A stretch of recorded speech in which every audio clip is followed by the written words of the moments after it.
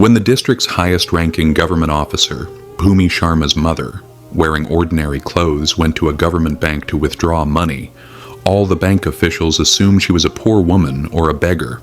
No one knew that this woman was actually the mother of the district's top officer, DM Madam Bhumi Sharma. Everyone thought she must be some beggar. What is she doing in such a professional bank? The woman slowly walked toward the counter. There, a security guard named Reshma was sitting. The elderly woman said to Reshma, "Daughter, I need to withdraw some money from the bank. Here, take this check." Reshma, without even looking at the check, said, "How dare you enter this bank? This bank is not for people like you. Are you a beggar? This is a bank for rich people. Only big personalities have accounts here. A woman like you could never afford to have an account here. Leave immediately, otherwise I'll throw you out." The woman said, "Daughter, please just look at the check. I need to withdraw 500,000 taka." Hearing this, Reshma got even angrier. "Do you think this is a place for jokes? You think I'll believe whatever you say? Someone like you having 500,000 taka? Have you even seen that much money in your life? Leave this place right now, or I'll drag you out myself." Just then, the bank manager stepped out of his cabin and asked, "Who's making all this noise?" Reshma immediately replied, "Sir, it's a beggar woman who just won't leave."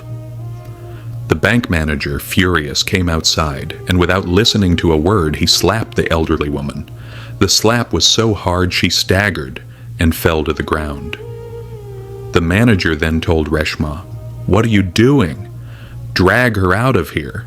Where do such people even come from?" Reshma then forcibly pushed the woman out of the bank.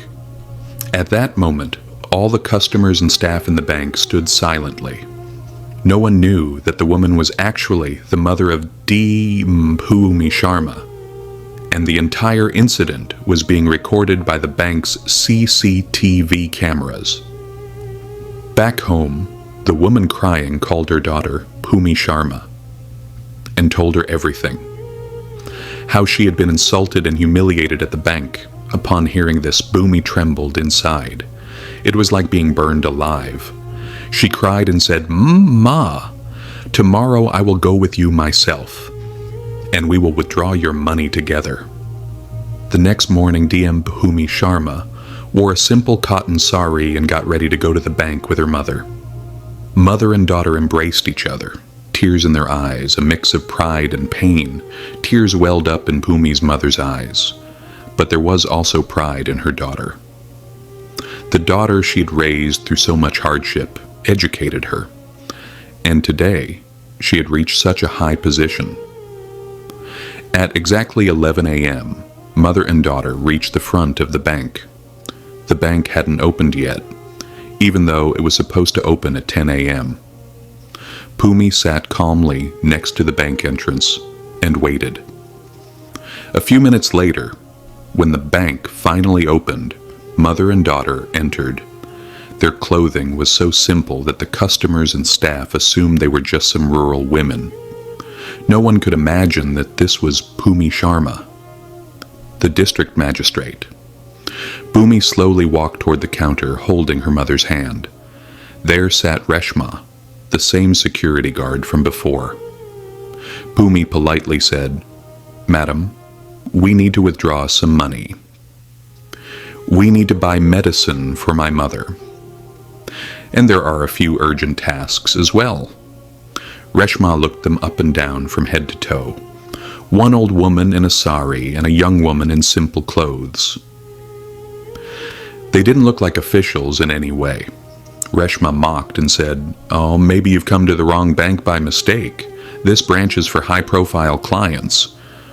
Bhumi smiled slightly and replied, "Madam, please check once. If it's not there, we'll leave." Reshma reluctantly took the check and said, "It'll take some time. Sit over there." Bhumi held her mother's hand and sat down in an empty chair in the corner. She gave her mother some water and remained quietly seated herself. People in the bank were staring at them strangely. Usually, wealthy businessmen, officers, and influential people came here, wearing expensive watches and flashy clothes. Seeing the mother and daughter sitting there in simple attire seemed out of place to everyone. Whispers began to spread around. Where are they from? Must be here for pension issues. They surely can't have an account here. Bhumi heard everything, but she remained completely calm. Her mother felt a bit uneasy, but seeing her daughter's patience, she tried to compose herself. After a while, Bhumi said to Reshma, "If you're busy, please arrange a meeting with the manager. I have something urgent to discuss." Reshma, annoyed, picked up the phone and called the manager's cabin. "Sir, a woman is here. She's saying she wants to see you. Shall I send her in?" The manager peeked through the glass window and saw an ordinary-looking woman sitting with another elderly lady. They didn't look like officers at all. In a cold tone, he replied, "I don't have time for such useless people. Let them sit there." Reshma said, "Please sit in the waiting chair. Sir will be free in a bit." Bhumi said nothing. She just held her mother's hand and sat quietly. With the dignity of an officer and the patience of a daughter, Bhumi Sharma remained seated in complete composure. But seeing her mother's restlessness and hearing the murmurs around them, Bhumi gently squeezed her mother's hand and said, "Ma, it seems like they don't care at all. Now I have to speak for myself." She slowly stood up, adjusted the edge of her sari, and walked straight toward the manager's cabin. The manager, who had seen them earlier from behind the window, now felt a little nervous. He quickly stepped out, stood in front of Bhumi, and said, "Yes, what do you need?" Bhumi held out an envelope and said, "I need to withdraw money. I need to buy my mother's medicine. And there are some other important matters too. Here, take this check and have a look." The manager didn't even take the envelope. In a condescending tone, he said, "When there's no money in the account, how can any transaction be done? You don't even have the means to have money in your account. Big dreams of withdrawing a huge amount." Still calmly, Bhumi replied, "If you would kindly just check once, that would be better. It's not right to say such things based on assumptions." The manager laughed and said, "Brother, I've got so much experience. I can tell someone's status just by looking at their face. People like you come in here every day. You're nothing special. I don't believe there's anything in your account. And stop creating a scene. Look, everyone is watching you." The situation was getting tense. The manager said, "It would be best if you left now." Bhumi Sharma's face was still composed, but the peace in her eyes had disappeared. In its place, a clear firmness was visible. She didn't say anything. She placed the papers inside the envelope on the table and said softly, "All right, I'm leaving. But one request. Please take a look at what's inside this envelope later. It might be useful to you." Saying this, she held her mother's hand and started walking toward the door. But just as she reached the door, she suddenly stopped and turned back. With a deep gaze toward the manager, she said, "Beta, you will have to face the consequences of this behavior. Time will teach you." The entire bank went silent for a moment. No shouting, no drama. Just a respectful warning that felt like a sign of an approaching storm. The manager was a bit shaken and in a low voice said, "Old people say whatever they feel like. Let them go." He returned to his seat. The envelope still lay on the table. Unopened, ignored. He had no idea that inside that envelope was a truth powerful enough to change his entire life. The next day, the usual routine resumed at the bank. Clerks were busy with their work. Cashiers were counting money. And the manager was back to his usual arrogant self. But today, there was a change. The same elderly lady who had been humiliated beyond limits the day before walked into the bank again. But this time, she wasn't alone. Beside her stood a confident, high-ranking official, dressed sharply, holding a polished briefcase. As they entered, every eye in the bank turned toward them. The elderly woman didn't look around. She walked straight toward the manager's cabin. At first, the manager didn't recognize her, but as she came closer, her face became clear. It was the same woman, the same one whose file he had thrown away the day before, the one he mocked because of her simple sorry, the one he had ordered out saying, "We don't want clients like you." Now fear spread across his face. Terrified, the manager came out of his cabin on his own. Today the woman's face held confidence and pride. She didn't stop. She went directly to the manager and said firmly, "Manager Sahab, I told you the other day you would face the consequences of your behavior. You didn't just insult me, you insulted thousands of ordinary citizens like me. Now it's time for payback." The manager, now nervous, said, "Who are you to lecture me? Is this your house? This is a bank." The woman interrupted him midway with a smile and said, "Meet this gentleman. He's my legal advisor." Then, in a calm tone, she added, "And I am the district magistrate of this area, D.M. Bhumi Sharma, and I also hold an 8% shareholder stake in this bank. And this dignified lady here is my mother, the one you mistreated so terribly." For a moment, silence filled the entire bank. All the staff, customers, even the security guard at the door stood in complete shock. The manager's face turned pale. Before he could say a word, Bhumi Sharma continued, "From this very moment you are being removed from your position as bank manager. Your new posting will be in the field, where you will report daily while working directly with ordinary citizens." Bhumi Sharma opened her briefcase and took out 2 documents. She placed them on the table.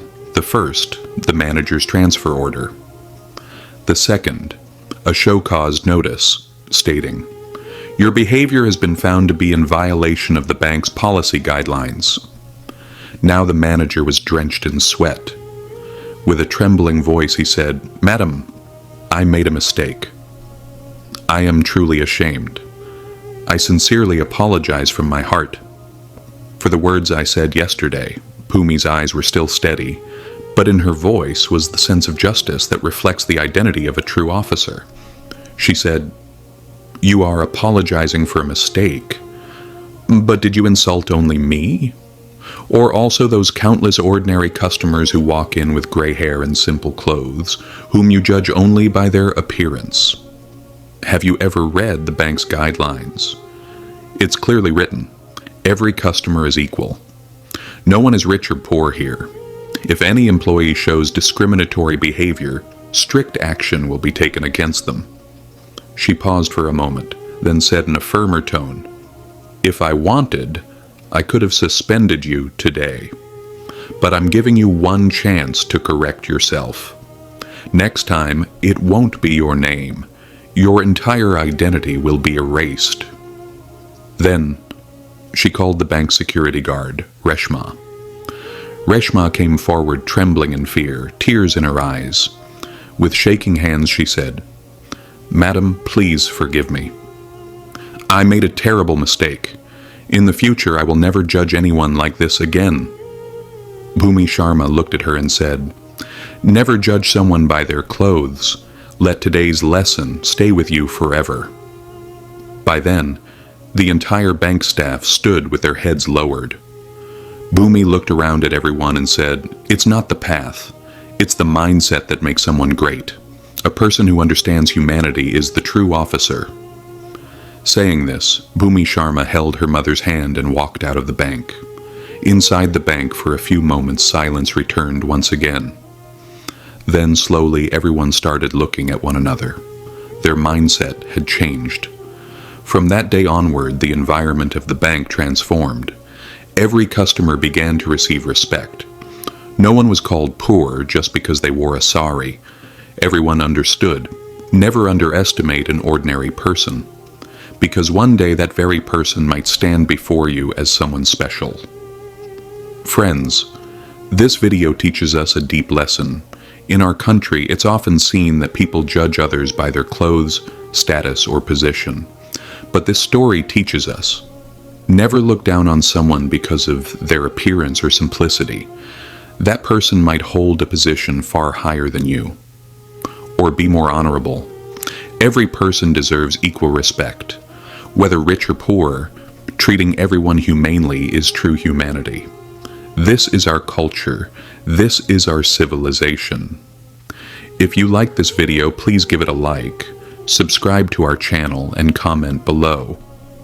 Tell us which city, state, or country you're watching from. We would love to know how far our story is reaching. We'll meet again with another true and inspiring story.